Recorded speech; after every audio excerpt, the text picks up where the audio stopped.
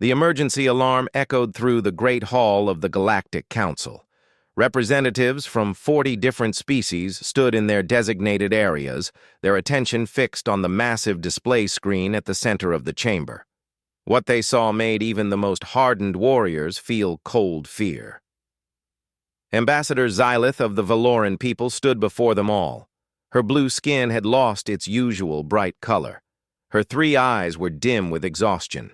She had not slept in 5 days. Behind her, the screen showed live images from her homeworld. Cities burned. Ships fell from the sky in flames. The Cravathi Empire had come, and they had come to destroy. "Honored council members," Xylith began, her voice shaking. "I stand before you not as a diplomat, but as a survivor. My people are dying. The Cravathi have destroyed 70% of our defense fleet. Our orbital stations are gone.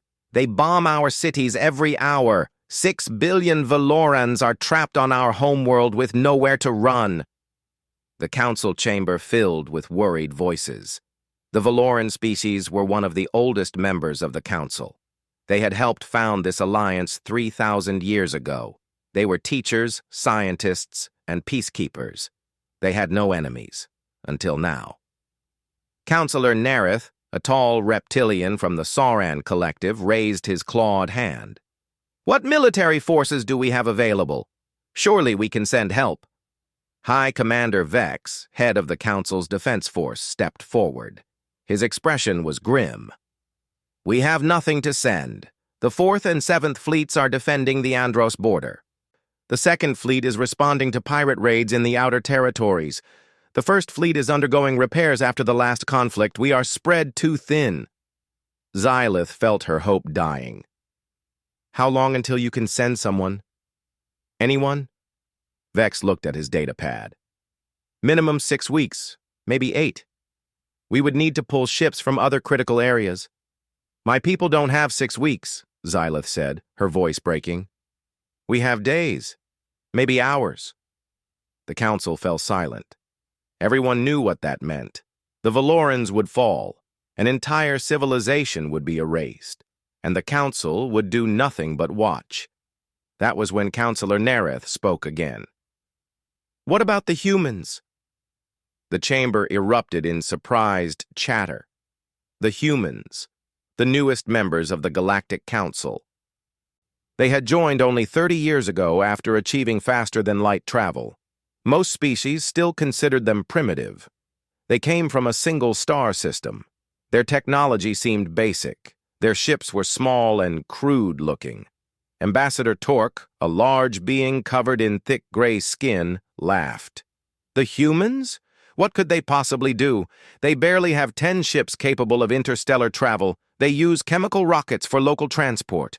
They still fight wars among themselves on their own planet." "They are the only option we have not considered," Nerith replied. "Their system is close to Valoran space, only 18 light-years away." High Commander Vex checked his records. "The humans have observer status in military matters. They have never participated in Council military operations. We don't even know if they have a proper military fleet." Xylith looked at the data on humans. She had met their ambassador once, a woman named Linda Hayes. She seemed intelligent but cautious. The humans always watched, always listened, but rarely spoke in council meetings. They shared some technology but kept many secrets. That was unusual for new members. "I will contact them," Xylith decided. "If they can send even one ship, it might buy us time." She moved to the communication station and entered the codes for Earth. The signal would take hours to reach human space, hours her people did not have, but she had to try. On Earth, deep below the Rocky Mountains in North America, Pacific Fleet Command received the signal. The night shift officer, Commander Ben Tucker, stared at his screen in shock. A distress call. From the Galactic Council, requesting immediate military assistance.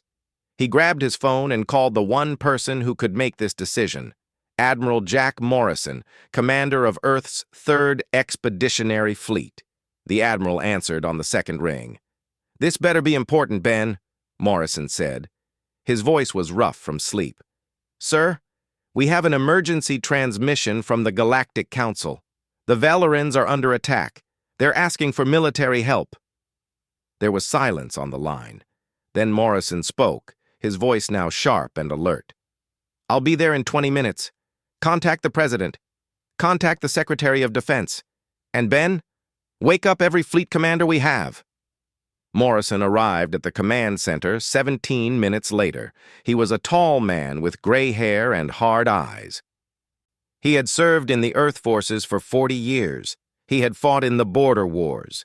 He had commanded ships in the Titan campaign. He knew war better than most humans alive. The distress message played on the main screen. Ambassador Xylith's desperate plea filled the room. Morrison watched in silence. When it ended, he turned to his staff. "How long to reach Valoran space?" Commander Amy Chen, the fleet's navigation officer, pulled up the star charts. "Using standard Council jump drives?" 3 weeks minimum, sir." Morrison shook his head. "How long with our quantum slip drives?" Chen recalculated. Her eyes went wide. 4 days, sir. Maybe 3.5 if we push the engines." President Linda Hayes appeared on the video screen. She was calling from the White House. Behind her stood Secretary of Defense Greg Palmer and several other officials. "Jack, tell me what we're looking at," Hayes said. Morrison explained the situation. A peaceful species under siege. The Council unable to respond. Earth being humanity's best hope. Hayes listened carefully, then she looked at Palmer. "Greg, what's your assessment?" Palmer was a former Marine general. He had gray hair and a scarred face from his years in combat. "Ma'am, this is exactly the kind of situation we built the Third Fleet for. We knew joining the Council meant we might face situations like this. The question is, are we ready to show them what we really are?" Hayes nodded slowly. She understood what he meant. For 30 years, Earth had been careful. They shared some technology with the Council. They traded. They learned. But they kept their true military strength hidden. It was a lesson from history. Never show all your cards until you have to. "The Valorans are innocent people," Hayes said. "They're dying, and we have the power to help them. That's all I need to know." She looked directly at Morrison. "Admiral, you have full authorization. Take the Third Fleet. Save those people. And Jack, show the galaxy what humans do when someone calls for help." Morrison saluted. "Yes, ma'am. We won't let them down." As the President's screen went dark, Morrison turned to his staff. "Contact all fleet commanders. I want every ship ready to launch in 6 hours, full weapons load, full crews. This is not a drill." The command center exploded into action. Messages went out to the lunar shipyards where the Third Fleet was stationed. Crews were called back from leave. Weapons were loaded. Fuel tanks were filled. The machines of war began to wake up. Captain Danny Cruz received his orders aboard the UHS Valiant. His ship was the flagship of the fleet, a massive carrier that could hold 300 fighters. He read the message twice to make sure he understood. His executive officer, Lieutenant Jake Sullivan, appeared at his side. "Sir, is this real? Are we really going to war?" Cruz looked at his young officer. Jake was only 26. He had never seen combat. Most of the crew hadn't. Earth had been at peace for 15 years. The lunar shipyards hung in orbit above Earth's moon like a massive metal city. Hundreds of construction platforms stretched across 20 kilometers of space. For 30 years, humanity had been building here in secret. The Galactic Council knew about some of the facilities. They did not know about all of them. Admiral Jack Morrison stood on the observation deck of Lunar Station 1. Below him, the 3rd Expeditionary Fleet prepared for launch. 47 warships, the largest battle group humanity had ever assembled, and the Council had no idea it existed. Captain Danny Cruz walked up beside him. Cruz was 42 years old with dark hair and calm brown eyes. He had commanded the UHS Valiant for 5 years. Morrison trusted him more than almost anyone in the fleet. "The Valiant is ready, sir," Cruz reported. "All systems green. Fighter wings loaded and prepped. We can launch in 30 minutes. Morrison nodded. "Good. How's your crew handling this?" "They're ready. A little nervous, maybe, but ready." Morrison understood. This would be humanity's first real military action since joining the Galactic Council. For decades, Earth had been careful. They showed the Council their older ships, their simpler weapons. They played the role of the new species, eager to learn. But Earth remembered its history. Humans knew what happened to species that showed weakness. Earth had nearly destroyed itself in wars before achieving unity. Those painful lessons had taught humanity to be cautious, to be ready, to never reveal everything. "The Council thinks we're primitives," Morrison said quietly. "They think we have a few small ships with basic weapons. They're about to learn different." Cruz smiled slightly. "Should be educational for them." Down in the hangar bay of the UHS Valiant, Lieutenant Commander Nicole Foster checked her fighter for the 3rd time. Nicole was 29 with red hair tied back in a tight knot. Her call sign was Raptor. She had been flying since she was 16. She was the best pilot in the fleet, and everyone knew it. Her wingman, Lieutenant Sam Parker, climbed into the cockpit next to hers. "You ready for this, Raptor?" "Born ready," Nicole replied. She patted her fighter's hull. The ship was sleek and deadly, twin plasma cannons, 4 missile pods, shields that could take a direct hit and keep flying, and most importantly, a human pilot with reflexes trained by thousands of hours in atmosphere where one mistake meant death. The Council species used automated fighters, computer-controlled, safe, and efficient. Humans had tried that and found it lacking. Nothing could match a trained human pilot for creativity and split-second decisions. Evolution had made humanity's reaction time sharp. War had made them sharper. Captain Lisa Morgan stood on the bridge of the UHS Defiance. Her ship was a battle cruiser, smaller than the Valiant but just as deadly. Morgan was 38 with blonde hair and ice-blue eyes. She had earned her command by being smarter and tougher than everyone else. Her tactical officer, Lieutenant Ben Wright, looked up from his station. "Captain, we're showing full weapons ready. Railguns charged, missile tubes loaded, energy shields at maximum." "Good," Morgan said. "How long until the rest of the fleet is ready?" 15 minutes, ma'am." Morgan walked to the main view screen. She could see other ships powering up. The UHS Relentless, a destroyer commanded by Pete Harris. The UHS Thunderstrike, a heavy battle cruiser under Captain Angela Price. And dozens more. Each ship represented years of secret development. Each one carried weapons the Council had never seen. The railguns alone would shock them. Magnetic accelerators firing tungsten rods at enormous speeds. The projectiles hit with the force of small bombs. Simple physics. Simple and devastating. Commander Pete Harris paced the bridge of the UHS Relentless. He was a short man with dark skin and sharp mind.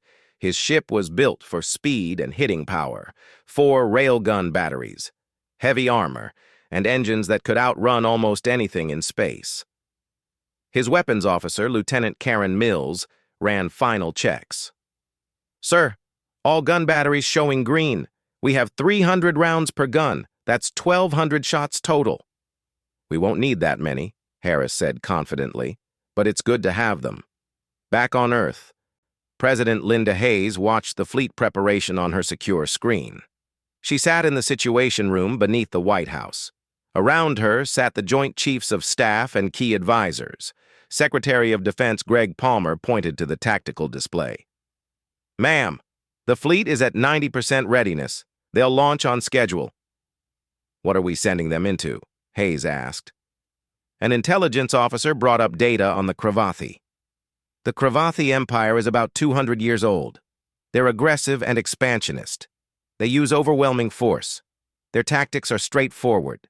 They surround a target and pound it until it surrenders. Numbers? Reports indicate around 200 ships at Valora Prime, mostly cruisers and destroyers, a few heavy capital ships. Palmer shook his head. They outnumber us 4-1. Hayes looked at him. Will that matter? Palmer smiled. No, ma'am. It won't. Hayes understood what he meant. The council species had been at peace for so long they had forgotten how to really fight. They had weapons, yes, but they lacked the killer instinct, the willingness to do whatever it took to win. Humanity had that instinct. Earth had spent 10,000 years fighting itself, nation against nation, tribe against tribe. Humans understood war in their bones. It was ugly and brutal, and humanity wished it wasn't necessary. But when pushed, humans knew how to fight. On the lunar station, Admiral Morrison received the final readiness reports. Every ship was ready. Every crew was at their station. It was time. He opened a fleet-wide channel. His voice went to every ship, every crew member, every single person in the Third Fleet. This is Admiral Morrison. In a few minutes, we will launch for Valoran space. We are going to help people who cannot help themselves. We are going to face an enemy that thinks they are stronger than us. They think we are weak. They think we are new and inexperienced. They are wrong. He paused, letting his words sink in. Humanity did not claw its way to the top of Earth's food chain by being weak. We did not survive ice ages and plagues and wars by giving up. We are here because our ancestors were tough enough to endure anything. That strength is in your blood, in your bones. Today we remind the galaxy why you don't mess with humans. On the Valiant, Captain Cruz listened to the Admiral's words. Around him, his bridge crew sat straighter, their eyes harder. We will show them honor, Morrison continued. We will show them mercy when we can. But we will also show them that when you attack innocent people, when you threaten the helpless, humans will come. And we will bring the full weight of our fury. Morrison out. The channel closed. Across the fleet, crews prepared for launch. Fighter pilots settled into their cockpits.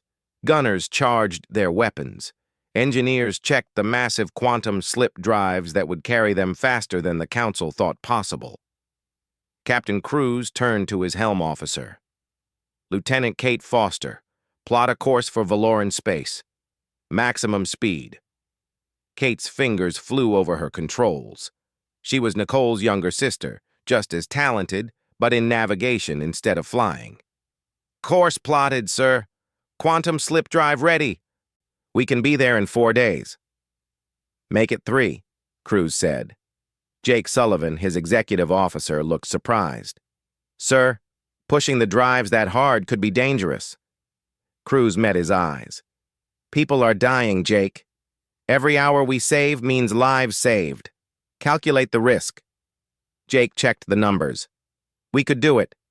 92% chance of no problems. I'll take those odds. Send the course to the fleet. In the engine room of the Valiant, Chief Engineer Paul Stevens watched his displays. The quantum slip drive was humanity's greatest achievement. It didn't just move through space. It created a bubble that slipped between dimensions. The ship traveled through quantum space where the normal rules didn't fully apply. It was dangerous, it was experimental, and it was 3 times faster than anything the Council had.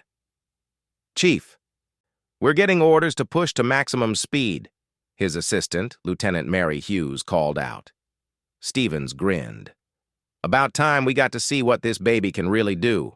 Bring the reactor to full power. Route everything to the slip drive. The massive fusion reactor at the heart of the Valiant began to hum with power. Energy flowed through conduits. The quantum slip drive charged up, creating fields of twisted space around the ship. Admiral Morrison gave the final order. All ships, this is Fleet Command. Launch when ready. Destination Valora Prime.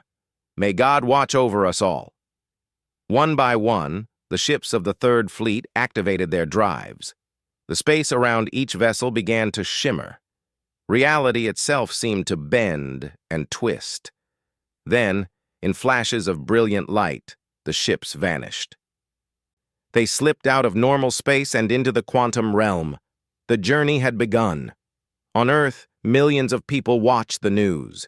For the first time, humanity was going to war as part of the galactic community. Some people were scared. Some were proud. All of them hoped their fleet would come home safe.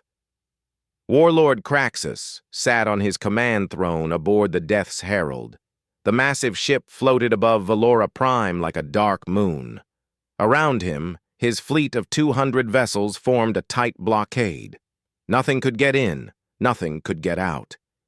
He watched the main screen showing the Valoran capital city below. Fires burned across the skyline. His bombardment had been thorough, systematic. In another day, maybe two, the Valorans would surrender. Then he would add their world to the Cravathi Empire. His second-in-command, Sub-Commander Thrax, approached the throne. "Warlord, the Western continent has stopped resisting. Their defense forces are destroyed." Craxus nodded. "Good. What of their government?" "Underground, hidden in bunkers, but they cannot hide forever." "No," Craxus agreed. "They cannot." He had conquered 17 worlds using this same method. Overwhelming force, constant pressure. Eventually every species broke. The Valorans would be no different. "Warlord," the sensor officer called out, "I'm detecting unusual readings at the system edge." Craxus frowned. "Unusual how?" "Energy signatures. Very faint. They appeared for a moment and then vanished. 47 separate contacts." "Probably sensor ghosts," Thrax said dismissively. "This system's star creates interference." But something made Craxus uneasy. "Keep watching." "Report anything unusual immediately." Deep in her bunker, Ambassador Xylith tried to contact the surface. Communications were failing. Power was running low. Around her, other Velerans huddled in fear. Parents held children. The elderly sat in quiet despair. "Ambassador," her aide said quietly, "we're receiving a message. It's from the humans." Xylith's heart skipped. "What? How? They can't be here yet." "The message says they arrived 4 hours ago. They've been scanning the system. They're preparing to engage the Cravathi fleet." Xylith felt dizzy. 4 hours ago? The human message should have taken hours just to reach Earth, then weeks of travel. How could they be here already? "Send a response. Tell them we're in the capital city, underground, and tell them thank you." She didn't believe it would matter. 47 human ships against 200 Cravathi vessels? It was suicide, but at least someone had tried to help. On the bridge of the UHS Valiant, Captain Danny Cruz studied the tactical display. The Cravathi fleet was spread out around the planet. Good for a blockade, bad for mutual defense. "Analysis, Lieutenant Brooks," he said to his tactical officer. Lieutenant Kelly Brooks was 27 with black hair and sharp green eyes. She had spent the last 4 hours studying the Cravathi ships. "Sir, their formation is designed to prevent escape, not to defend against attack. Their weapons are plasma-based, medium range, heavy hitting but slow firing. They rely on shields for defense. Weaknesses? Their shields are strong against energy weapons, but I don't see any kinetic defense systems. I don't think they expect physical projectiles." Cruz smiled. That was a mistake. "What about their fighter screen?" "Minimal. Maybe 300 fighters total. They appear to be automated drones. No life signs inside them." "They use computers to fly," Cruz said. "That's their second mistake." His executive officer, Jake Sullivan, looked nervous. "Sir, they still outnumber us badly. Are we sure about this?" Cruz turned to face him. "Jake, what did you study in the academy about Earth's military history?" "Everything, sir. The world wars, the border conflicts, the Titan campaign. And what did those conflicts teach us? Jake thought for a moment. That numbers don't always win. That tactics and technology matter. That humans fight different from other species. Exactly. The Cravathi think like conquerors. They use brute force. But we think like survivors. We use whatever works. Cruz opened a channel to Admiral Morrison on the command ship. Admiral, the Valiant is ready. Recommend we execute Plan Delta. Morrison's face appeared on screen. Agreed. All ships, this is Fleet Command. Execute Plan Delta. Show these bullies what happens when they pick on the weak. Morrison out. Plan Delta was simple. The carriers would launch all fighters at once. The destroyers would punch through the Cravathi lines using speed and firepower. The battlecruisers would follow and engage their capital ships, fast, aggressive, and violent. Lieutenant Brooks, broadcast on all frequencies, Cruz ordered. I want everyone to hear this. The Cravathi, the Valorans, everyone. Kelly opened the channel. Cruz took a breath and spoke clearly. Attention, Cravathi Fleet. This is Captain Danny Cruz of the United Human Ship Valiant. You are hereby ordered to withdraw from Valoran space immediately. You have attacked a peaceful species without cause. You have killed innocent people. This ends now. You have one chance to leave. If you refuse, we will remove you by force. On the Death's Herald, Craxus heard the message and laughed. Actually laughed. His bridge crew looked at each other in confusion. The humans? Craxus said, still laughing. The primitive humans dare to threaten us? How many ships do they have? 47, Warlord, the censor officer reported. 47 against 200. Craxus stood from his throne. This will be amusing. Show them what real power looks like. All ships, engage the humans. Destroy them. His fleet began to move. 200 ships turned toward the small human force at the system's edge. Plasma cannons charged, shields powered up. The Cravathi expected an easy victory. Captain Cruz watched them come. All ships, weapons free. Carriers, launch all fighters. Destroyers, begin your attack run. Battlecruisers, target their command ships. Let's show them how humans fight. The hangar bays of the UHS Valiant opened. Inside, Lieutenant Commander Nicole Foster sat in her fighter cockpit. Around her, 299 other fighters prepared to launch. Raptor Squadron, this is Control, the launch officer said. You are clear for launch. Good hunting. Nicole pushed her throttle forward. Her fighter shot out of the hangar bay like a bullet. Behind her, the rest of her squadron followed, then another squadron, and another. Within 2 minutes, 300 fighters from the Valiant poured into space. The other carriers did the same. The UHS Defiance launched its wings. The UHS Independence added more. In total, 500 human fighters entered the battle. The Cravathi automated drones moved to intercept. 300 drones against 500 human pilots. The Cravathi computers calculated a reasonable fight. The computers were wrong. Nicole spotted the first group of drones heading toward her. They flew in perfect formation, precise, predictable. She smiled inside her helmet. Raptor Squadron, break by pairs. Use pattern Alpha 7. Her squadron split apart. Each pair of fighters went in different directions. The drones tried to follow, but their programming couldn't handle the chaos. They were designed to fight other drones, other computers.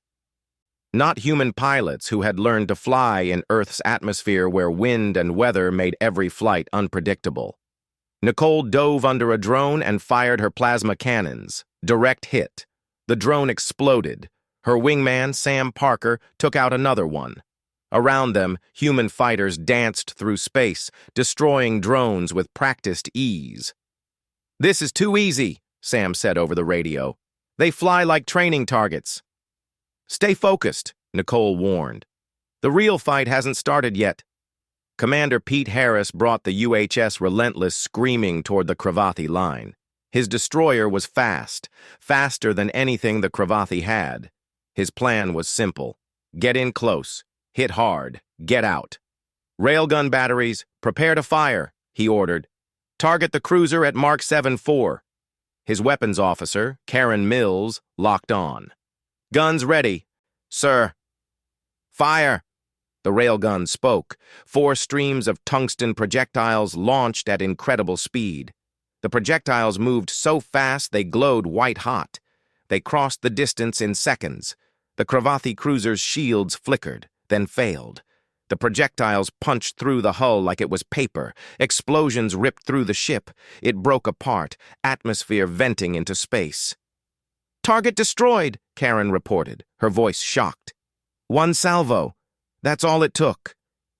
Harris allowed himself a small smile. The Cravathi have never seen kinetic weapons at these velocities. They don't know how to defend against them. Next target. Keep firing. The Relentless tore through the Cravathi formation.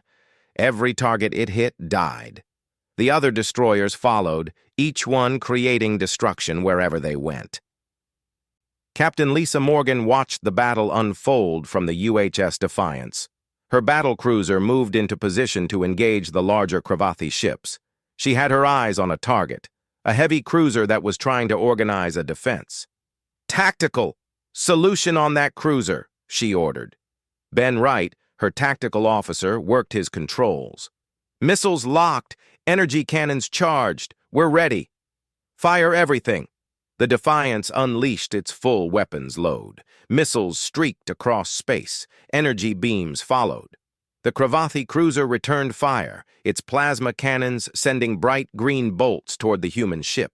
The plasma hit the Defiance's shields. The shields flared bright blue. Then something amazing happened. Instead of absorbing the energy, the shields redirected it. The plasma bounced off at an angle, shooting harmlessly into space. Shields holding at 95%, the shield officer reported. Their weapons barely scratched us. Morgan nodded. Humanity's magnetic shield technology was different from what the Council used. Better, more efficient. The Cravathi plasma weapons, so effective against other species, were almost useless against human shields. The human missiles reached the Cravathi cruiser. Explosions bloomed across its hull. The energy beams followed, cutting deep into the ship's structure. The cruiser tried to maneuver, but it was too slow, too damaged. Target destroyed, Ben reported. Morgan looked at her tactical display. The battle had been going for 20 minutes. In that time, the human fleet had destroyed 40 Cravathi ships. Human losses, 0. On the Death's Herald. Warlord Craxus watched in growing horror. His fleet was being cut to pieces. His ships couldn't catch the human destroyers, couldn't hit the human fighters, couldn't damage the human battlecruisers. "How is this possible?" he shouted. "They're supposed to be weak, primitive." Thrax had no answer. On the screens, another Cravathi ship died, then another. The humans fought with precision and fury. Every shot hit. Every maneuver was perfect. It was like watching a predator tear apart prey.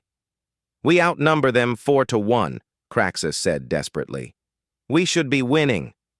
The battle raged across Valoran space like a storm. Human ships moved through the Cravathi fleet with deadly purpose. Every minute, another enemy vessel died. Every minute, the Cravathi realized they had made a terrible mistake. Lieutenant Commander Nicole Foster pushed her fighter through a group of Cravathi drones. Her plasma cannons fired in short bursts. Each burst destroyed a target. Around her, the rest of Raptor Squadron did the same. "Control, this is Raptor Leader," she called to the Valiant. "Drone screen is broken. We have clear space to their capital ships." Captain Cruz's voice came back. "Acknowledged, Raptor. All fighter wings, begin assault on enemy cruisers. Target their weapons and engines." Nicole grinned. Now the real fun began. She angled her fighter toward a large Cravathi destroyer. The ship was massive compared to her small craft. But size didn't matter, not when you had speed and skill. "Raptor Squadron, follow me in. Attack Pattern Omega." Her squadron dove toward the destroyer. The Cravathi ship fired its point defense weapons. Plasma bolts filled space, but the human pilots had trained for this. They weaved and dodged. Not one bolt came close. Nicole lined up on the destroyer's engine section. Her targeting computer locked on. She fired her missiles. All 4 of them streaked toward the target. Behind her, the rest of her squadron did the same. 40 missiles hit the destroyer's engines within seconds. Explosions tore through the engineering section. The ship's power failed. Its lights went dark. It began to drift, dead in space. "Target disabled," Nicole reported. "Moving to next objective." All across the battlefield, human fighters destroyed or disabled Cravathi ships. The Cravathi had never faced anything like this. Their automated drones were programmed for straightforward combat. Human pilots fought with creativity and instinct. They saw openings the drones would never notice. They took risks that computers would never calculate. Commander Pete Harris brought the UHS Relentless around for another attack run. His destroyer had destroyed 7 Cravathi ships already. The railguns were performing better than anyone had hoped. "Sir, we're getting low on ammunition," Lieutenant Karen Mills reported. 400 rounds fired, 800 remaining." "More than enough," Harris said. "Target that battlecruiser, the one trying to organize a defensive line." The Cravathi battlecruiser was huge, 3 times the size of the Relentless. It had heavy armor and powerful weapons. Under normal circumstances, a destroyer should avoid such a ship, but these were not normal circumstances. Harris brought his ship in fast, so fast the Cravathi couldn't track him properly. Their targeting computers tried to predict his path, but human pilots didn't follow predictable paths. At the last second, Harris dove under the battlecruiser. "Fire all batteries, full spread!" The railguns fired. Hundreds of tungsten rounds slammed into the battlecruiser's underside. The armor held for a moment, then it didn't. Holes appeared in the hull. Atmosphere vented. Internal explosions rippled through the ship. "Direct hit," Karen said. "Their reactor is going critical." "Get us out of here," Harris ordered. The Relentless accelerated away. Behind them, the Cravathi battlecruiser exploded. The blast was so large it damaged 2 other Cravathi ships nearby. Captain Lisa Morgan watched the tactical display on the Defiance. The battle was going exactly as planned. Better than planned, actually. The Cravathi were completely outmatched. "Captain, we're receiving a transmission from the Cravathi flagship," her communications officer said. "They're requesting terms of surrender." Morgan raised an eyebrow. "Already? We've only been fighting for 90 minutes. They've lost 80 ships, ma'am. We've lost none. I think they've figured out they can't win." Morgan thought about it. Accepting surrender was the smart choice. But she needed to send a message, not just to the Cravathi, to every hostile species in the galaxy. "Open a channel to their flagship." The screen showed Warlord Craxus. He looked defeated. His pride was broken. Behind him, his bridge was in chaos. "This is Captain Lisa Morgan of the UHS Defiance. State your terms." Craxus swallowed his pride. "We surrender. We will withdraw from Velaran space. We ask only that you allow our surviving ships to leave." "No," Morgan said flatly. Craxus looked shocked. "But we surrendered. You must show mercy. You attacked innocent people. You destroyed their cities, killed their civilians, and now you ask for mercy?" Morgan's voice was cold as ice. "Here are my terms. All Cravathi ships will power down their weapons. You will release any Velaran prisoners. You and your officers will be placed under arrest to face trial for war crimes. Your soldiers will be returned to your empire. Your ships will be claimed as compensation for the damage you caused." Craxus's face turned dark with anger. "Those terms are unacceptable. We are warriors. We will not be treated like criminals." "Then we will continue fighting," Morgan said simply. "And I will make sure not one of your ships leaves this system." "Your choice, Warlord. Surrender properly or die." The channel went silent. On the Death's Herald, Craxus looked at his officers. They all knew the truth. They had lost. Completely. totally. The humans had destroyed them. "We accept your terms," Craxus finally said. "Wise choice," Morgan replied. She closed the channel and turned to her crew. "All ships, cease fire. Begin securing the Cravathi vessels. Marines, prepare boarding parties." Admiral Jack Morrison watched the battle end from the fleet command ship. 93 minutes of combat. 107 Cravathi ships destroyed or disabled. 93 captured. Human casualties? 27 fighters damaged, 3 ships with minor hull damage. Not a single human death. It was the most one-sided battle in recent galactic history. Morrison opened a channel to the planet below. "Valora Prime, this is Admiral Jack Morrison of the United Human Fleet. The Cravathi have surrendered. Your world is safe. We are sending down medical teams and supplies. Help is coming." Deep in her bunker, Ambassador Xylith heard those words and started crying. Her people were safe. The impossible had happened. The humans had saved them. "How?" she whispered. "How did they do this?" Her aide had no answer. None of them did. The humans had arrived faster than should be possible. They had fought with skill and technology that seemed beyond belief. They had defeated a fleet 4 times their size, with almost no losses. On the surface, Velaran civilians emerged from their hiding places. They saw human ships descending through the atmosphere, transport ships carrying medical supplies, food, water, everything they needed.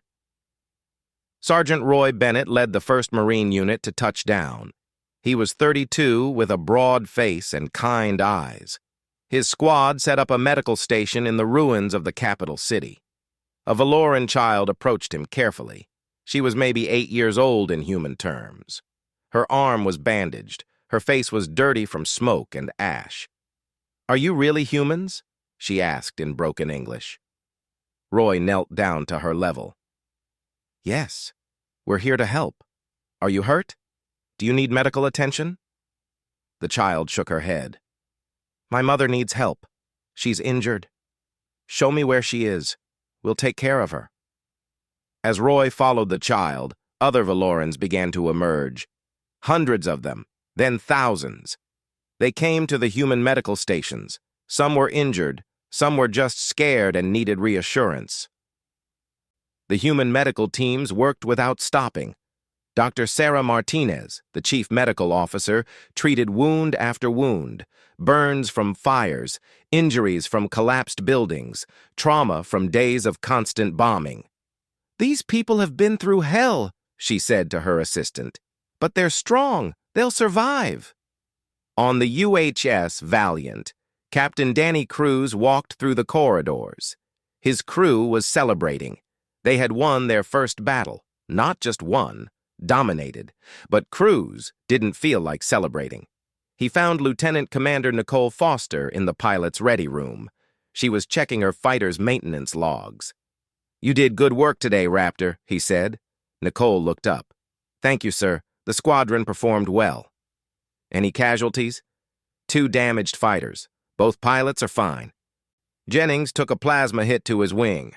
Chen got clipped by debris. Nothing serious." Cruz nodded. "I saw your attack run on that destroyer. Textbook perfect." "Just doing what we trained for, sir." Cruz sat down across from her. "Nicole, you understand what we did today, right? We showed the galaxy what humans are capable of. Everything changes now." Nicole understood.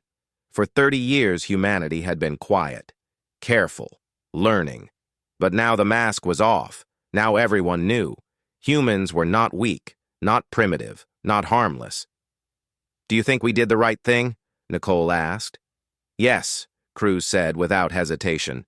"Those people needed help. We gave it. That's all that matters."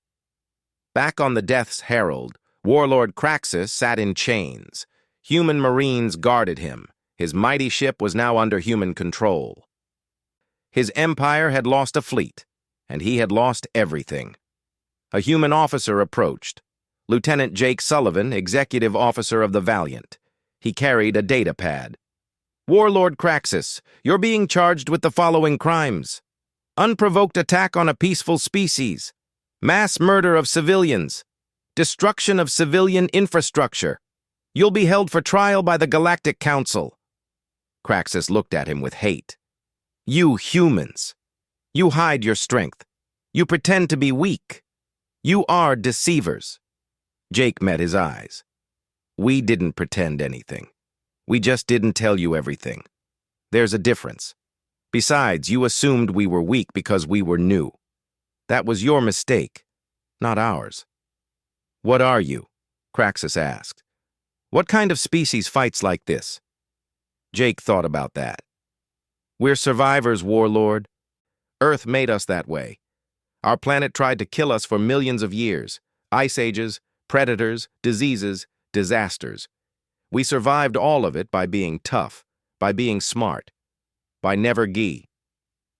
3 days after the battle, Ambassador Xylith stood on the surface of her homeworld. The sky was clear for the first time in a week. No bombs fell, no enemy ships blocked the sun, just clean air and quiet. Around her, human engineers worked to rebuild damaged buildings. Medical teams treated the wounded, supply ships brought food and water, and everywhere she looked, Valorans and humans worked side by side. A human officer approached her. It was Admiral Jack Morrison himself. He wore a simple uniform with no decorations. His face was weathered but kind. Ambassador Xylith, he said, offering his hand in the human greeting. I wanted to check on you personally. How are your people? Xylith took his hand carefully. Human customs were still new to her. We survive, thanks to you. Admiral, I must ask, how did you arrive so quickly? The Council said it would take weeks for anyone to reach us. Morrison smiled. Our slip drives are faster than what the Council uses. We can cross distances in days that take them weeks. And your weapons? Your tactics? The Cravathi had 200 ships. You defeated them with 47. We've been preparing for 30 years, Ambassador. Since the day we joined the Council, Earth's history taught us some hard lessons. We learned to be ready, to be strong, to never show all our cards until we need to. Xylith felt a chill. The Council thinks you're a peaceful species, new to space, still developing. We are peaceful, Morrison said. We don't want war, but we remember what happens to peaceful species that can't defend themselves. So we built ships, we trained crews, we developed weapons, just in case. In case of what? Morrison looked at the ruins around them. In case someone needed help. In case someone like the Cravathi showed up. In case we needed to prove that peace requires strength to protect it. Xylith understood. Humanity had been hiding in plain sight, learning from the Council while keeping their true power secret. It was clever, and a little frightening. What happens now? She asked. Now we help you rebuild. Then we go home, and the galaxy learns that humans keep their promises. 2 weeks later, the Galactic Council held an emergency session. Representatives from every member species filled the Great Hall. The mood was tense, excited, fearful. Everyone had heard about the Battle of Valora Prime. High Commander Vex stood at the center. I call this session to order. We are here to discuss the recent military action taken by the human species against the Cravathi Empire. Admiral Morrison stood in the human delegation area. Next to him was President Linda Hayes, attending via holographic projection from Earth. They had been preparing for this moment. The Council did not authorize military action, Councillor Torque said, his voice angry. The humans acted without permission. This is a violation of protocol. Ambassador Xylith stood up. Councillor Torque, my people were dying. The Council could not help us. The humans could. They saved 6 billion lives. How is that a violation? The issue is not what they did, Torque replied. The issue is what they hid. The humans have a military fleet we knew nothing about, ships with technology beyond what they shared, weapons we've never seen. They deceived us. President Hayes spoke, her voice calm but firm. We shared what was appropriate for a new member species. We never lied about our capabilities. We simply didn't tell you everything, just as I'm sure every species here has secrets they don't share. The chamber fell silent. She was right, of course. Every species kept some secrets.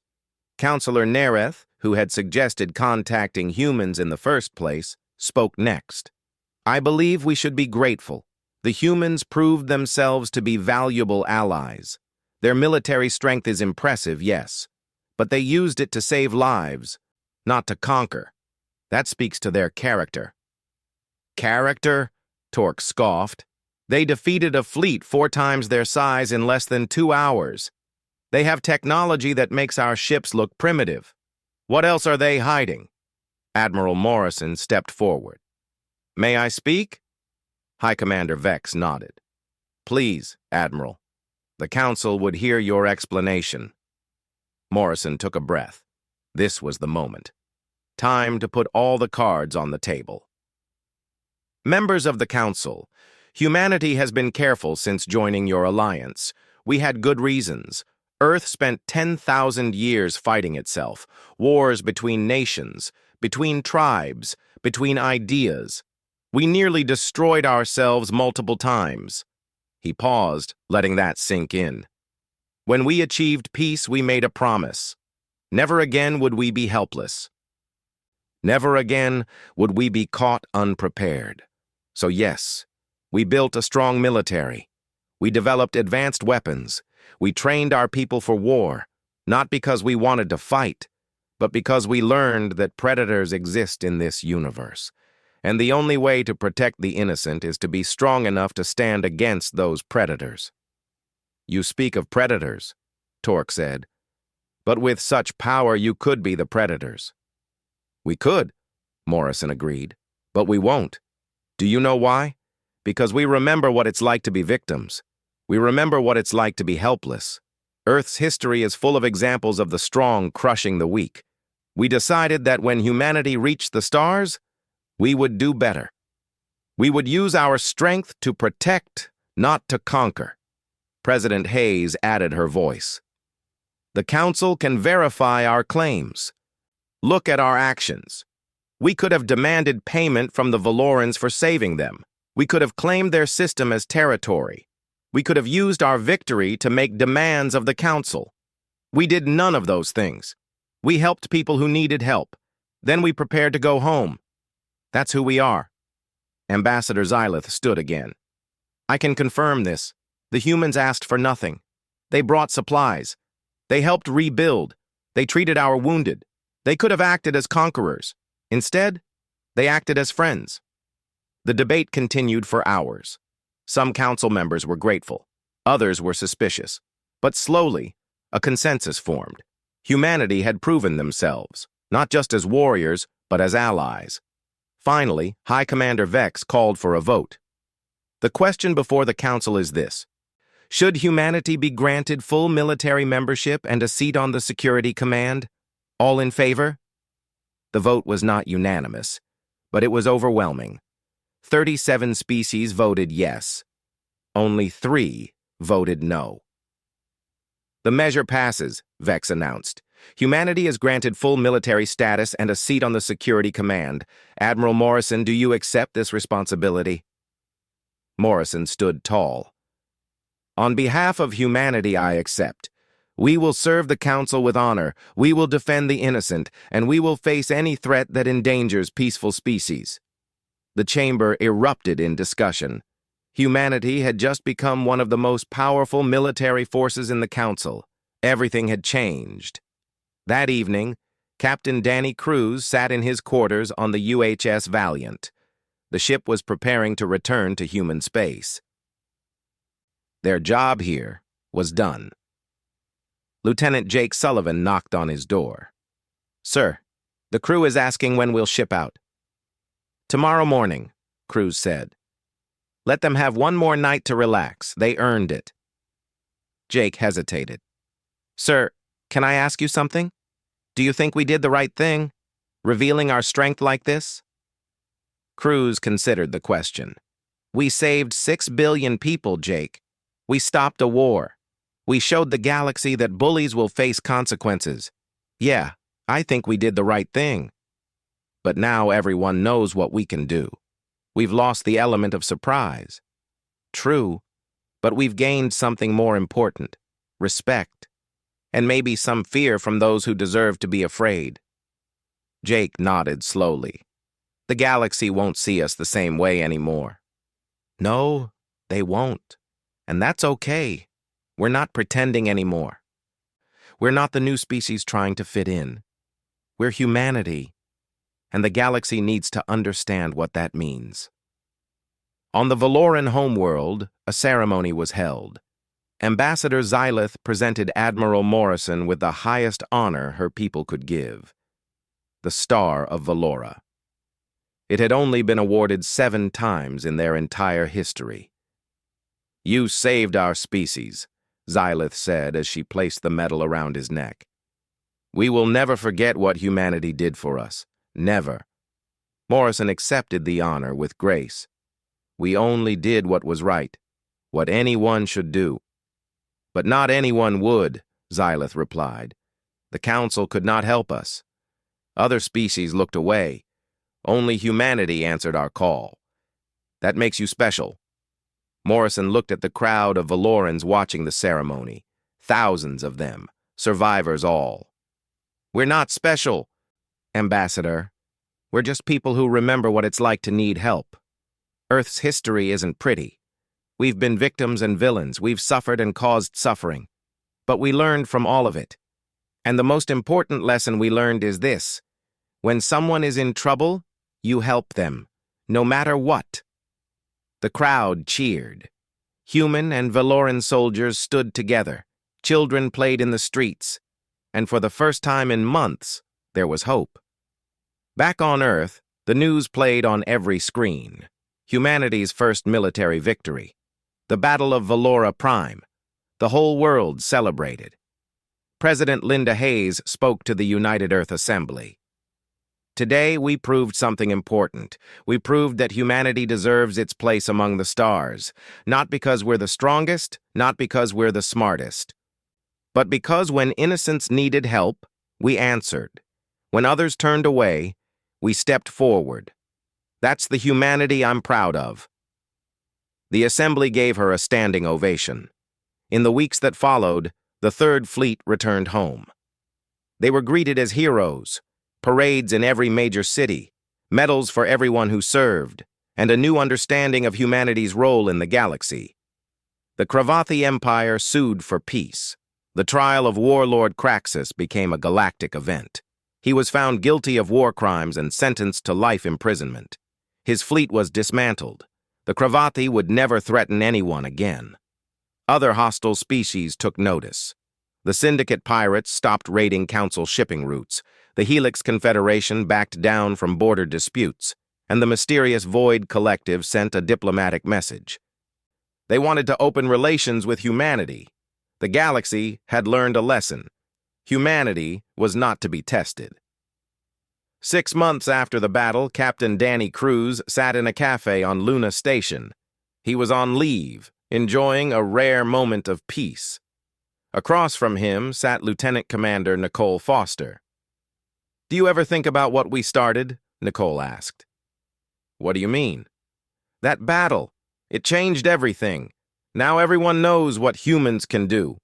We're part of the galactic military now. We'll be called on again." Cruz sipped his coffee. "Yeah, we will. And we'll answer. That's what we do." "Are you worried about the future?" "Always," Cruz admitted. "But I'm also hopeful. We showed the galaxy that strength and compassion can exist together. That power can be used for good. Maybe we'll inspire other species to do the same."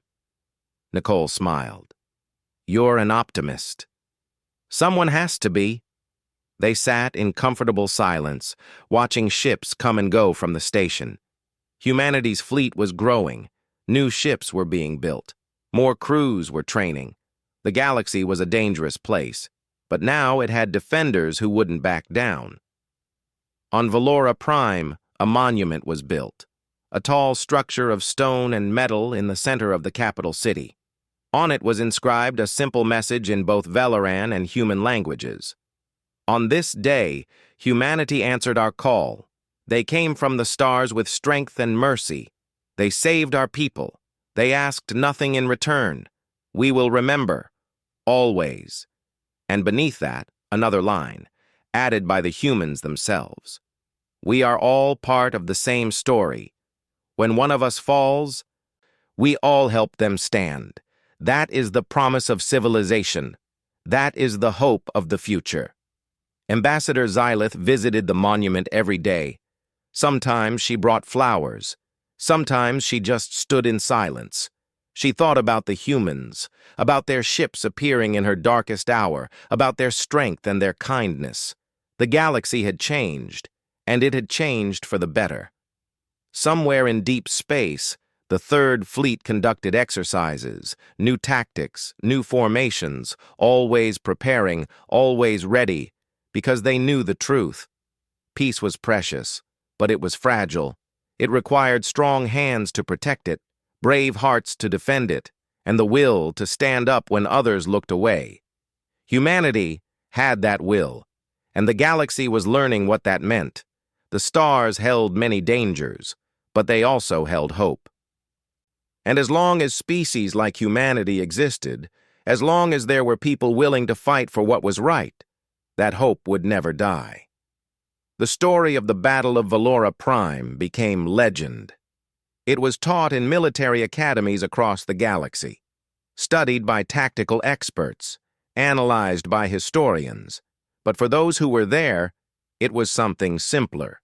It was the day humanity proved itself, the day the new species showed the old ones how to truly be strong, the day the galaxy learned that when you call for help, humans will answer, with everything they have, and they will never back down. Ving up. He leaned closer. You picked a fight with a species that clawed its way to the top of the food chain, that fought wars for thousands of years just to learn how to have peace. You thought we were easy prey, but humans aren't prey. Warlord, we're the predators. Jake walked away, leaving Kraxus alone with his thoughts. The Cravathi warlord finally understood. He hadn't lost to superior numbers or luck. He had lost to a species that had been shaped by struggle, forged by hardship, made strong by pain. He had lost to humanity, and that changed everything. Warlord, the censor officer said quietly, we've lost 60 ships. The humans have lost none. Kraxus felt cold fear for the first time in his life. All ships retreat. Fall back to the jump point.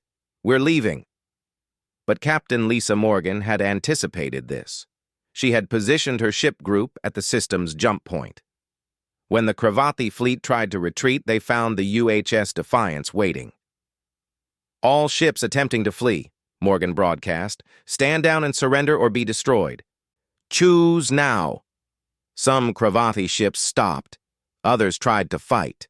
Those that fought died quickly. Warlord Kraxus sat on his throne in defeat. Around him, his bridge crew looked lost, frightened. His mighty fleet was broken, and it had taken the humans less than 2 hours to do it. In the Valoran system, Ambassador Xylith felt another explosion shake her bunker. She had given up hope. The humans were too far away.